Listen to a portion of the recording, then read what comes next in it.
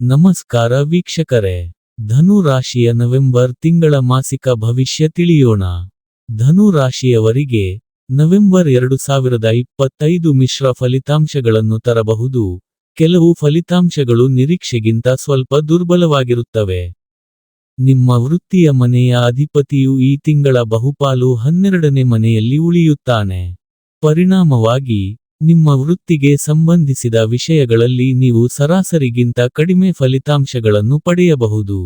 ಶನಿಯ ಪ್ರಭಾವವು ಇದೇ ಪರಿಸ್ಥಿತಿಯನ್ನು ಸೂಚಿಸುತ್ತದೆ. ಈ ತಿಂಗಳು ಯಾವುದೇ ಹೂಡಿಕೆ ಸಂಬಂಧಿತ ವ್ಯವಹಾರದಲ್ಲಿ ಜಾಗ್ರತೆಯನ್ನು ಸೂಚಿಸಲಾಗುತ್ತದೆ.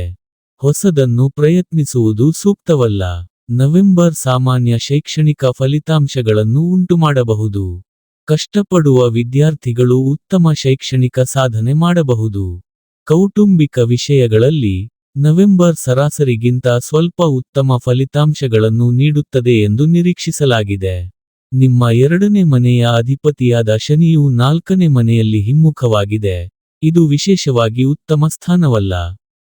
ನಿಮ್ಮ ಪ್ರಣಯ ಸಂಬಂಧಗಳಿಗೆ ಬಂದಾಗ, ನಿಮ್ಮ 5ನೇ ಮನೆಯ ಅಧಿಪತಿ ಮಂಗಳವು 12ನೇ ಮನೆಯ ಮೂಲಕ ಸಾಗುತ್ತದೆ.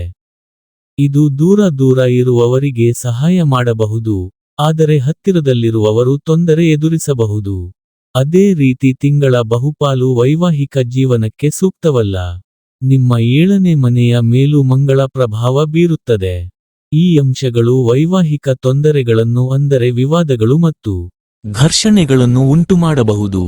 ನಿಮ್ಮ ಉಳಿತಾಯದ 2ನೇ ಮನೆಯ ಅಧಿಪತಿ ಸ್ವಲ್ಪ ದುರ್ಬಲ ಸ್ಥಿತಿಯಲ್ಲಿದ್ದಾರೆ.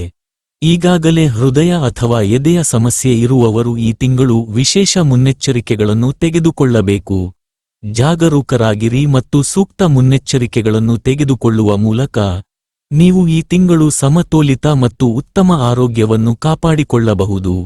ಇನ್ನು ಈ ತಿಂಗಳಲ್ಲಿ ಮಾಡಿಕೊಳ್ಳಬೇಕಾದ ಪರಿಹಾರ: ಮಂಗಳವಾರದಂದು ಆಂಜನೇಯ ದೇವಸ್ಥಾನ ಅಥವಾ ಯಾವುದೇ ದೇವಿಯ ದೇವಸ್ಥಾನಕ್ಕೆ ಹೋಗಿ ಮತ್ತು ಕೆಂಪು ಸಿಹಿತಿಂಡಿಗಳು ಅಥವಾ ಪ್ರಸಾದವನ್ನು ಅರ್ಪಿಸಿ.